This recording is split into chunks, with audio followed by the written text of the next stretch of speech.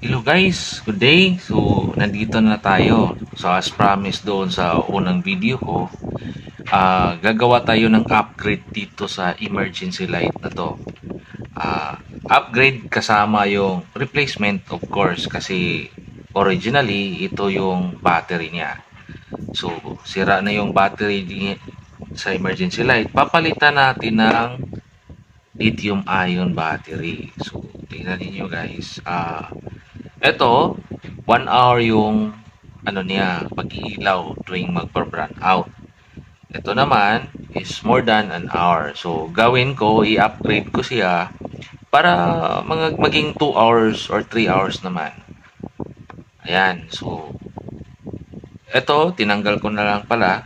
So, ang mga materials na gagawin natin ngayon, ang gagamitin pala natin ay una, siyempre battery, BMS. Capacity pala ng battery guys is 2,200 mAh. Itong luma is 1.6 Ah or 1,600 mAh. So, ang next is simply wires. And ito, heat resistance tape. Yan, mabilis lang tong video guys. So, tara, simulan na natin. Una, siyempre, baklasin natin to para makita ninyo kung ano ang nasa loob. Wala tong screw guys. Clips lang to sa ilalim.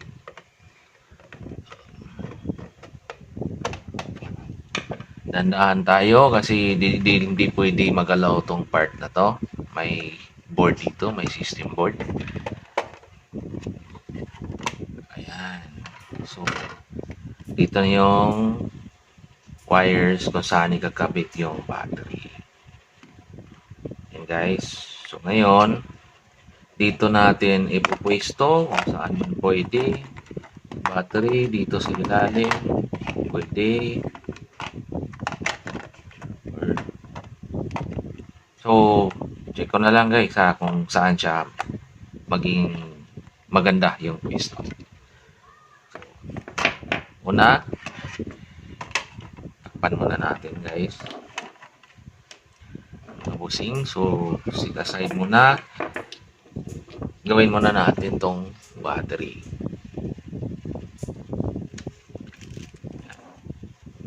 So, mayroon akong inahanda dito na tape para kasama naman sila at hindi sila maghihiwalay.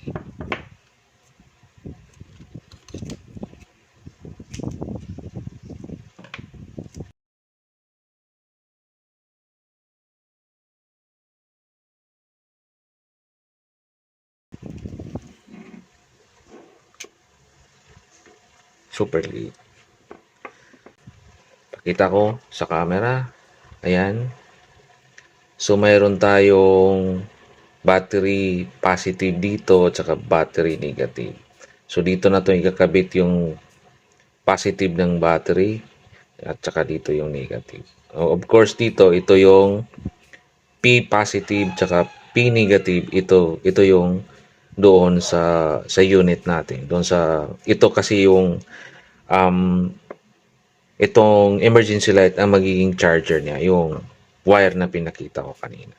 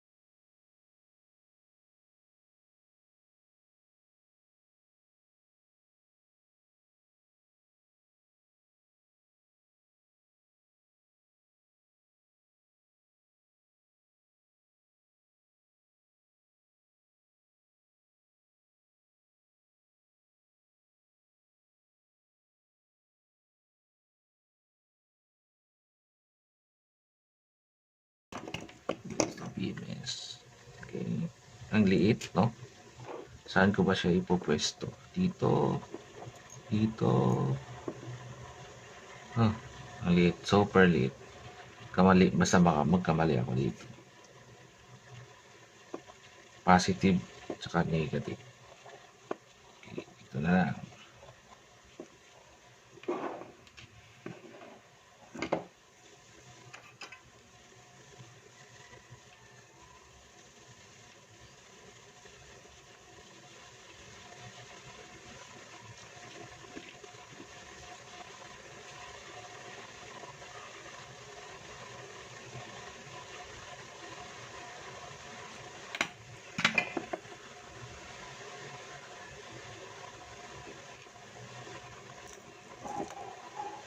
Okay.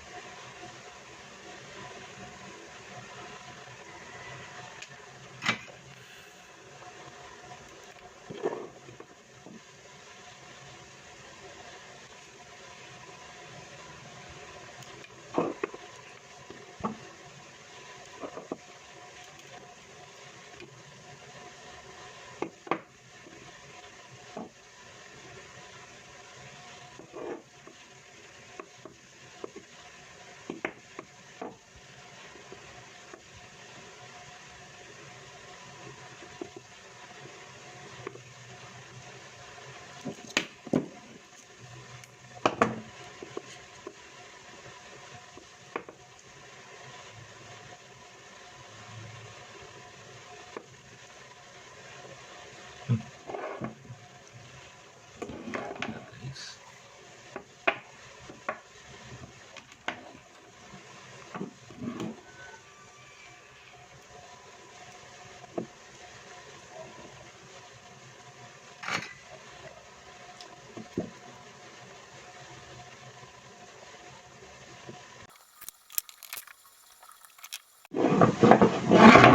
Ayan, okay na guys, na lagay na natin yung BMS.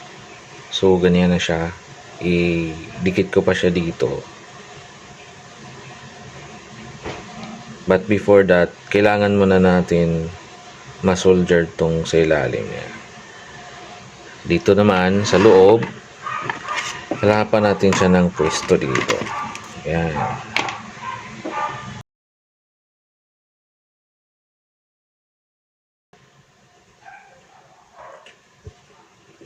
Kita? Ayan. P positive at saka P negative. Of course, yung dito naman is yung red is yung positive. Saka yung black, ito yung negative.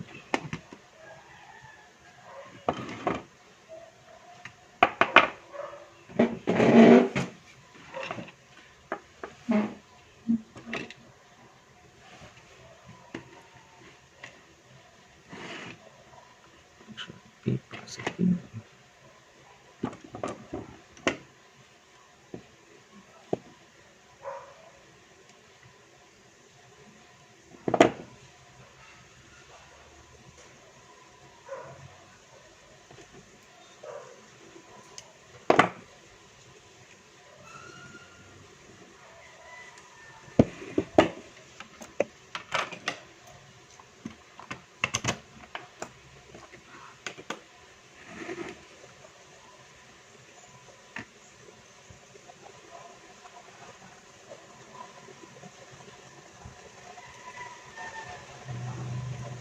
Ano lang guys.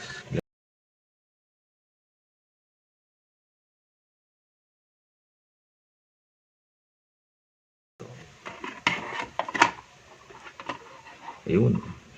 Dapat.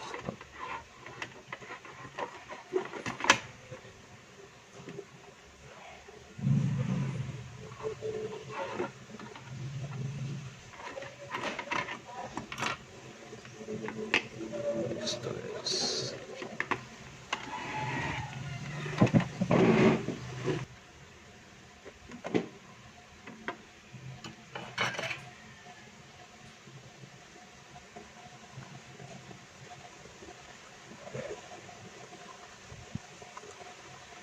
Yun, tingnan natin kung iilaw siya.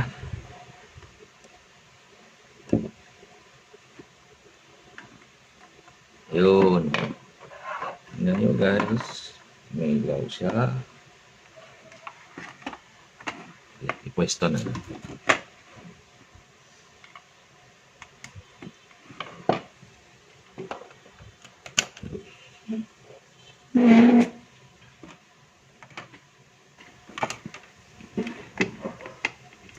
Ito na, pwesto na siya.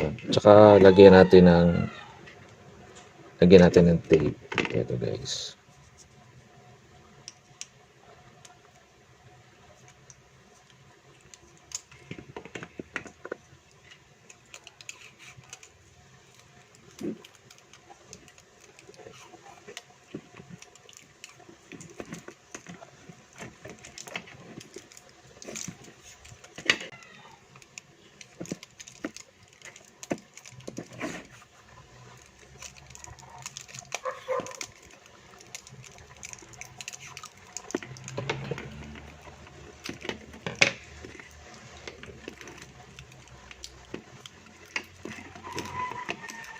Ayan.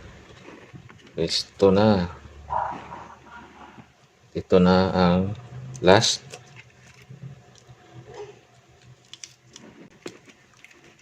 Ito na to.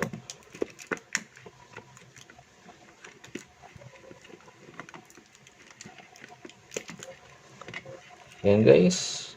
Okay na siya. Secure pa natin.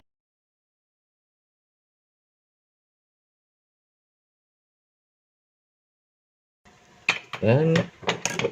Lagyan natin to. Okay. Testing natin guys. Ito, testing natin ha.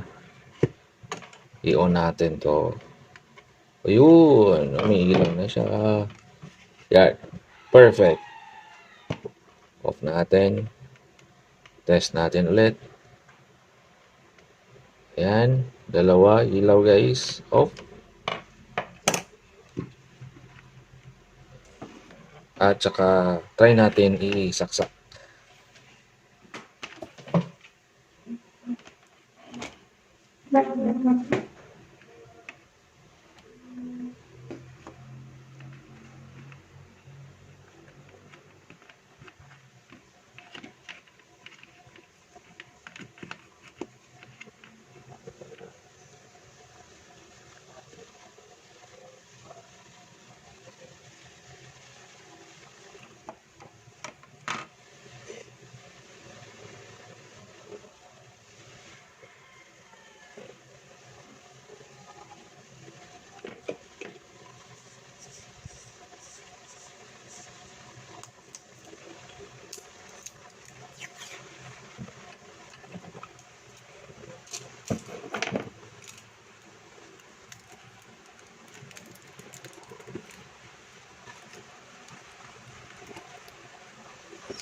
Saksak. Yan guys, umilaw siya. Try natin i-off ang power. Off. Ayan. Ayun. Charging.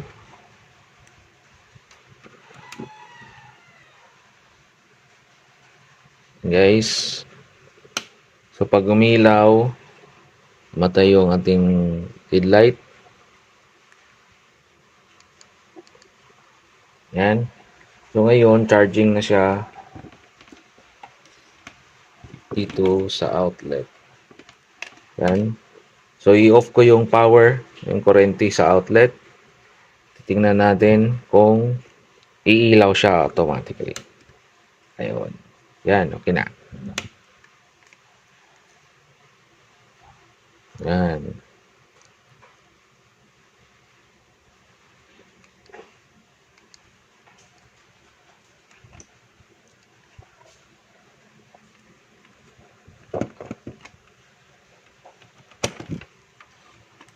Okay guys, ang gawin ko lang is i-cover ko na lang siya kasi tapos na. Yan, successful yung replacement saka upgrade natin sa battery. Yan guys, tapos na siya. Testing natin, baka ayaw na. Ayun, okay. Yan guys, okay na. Buhay na ulit. Yung battery natin, na-replace na natin, at buhay na yung emergency light. That's all guys. Thank you for watching.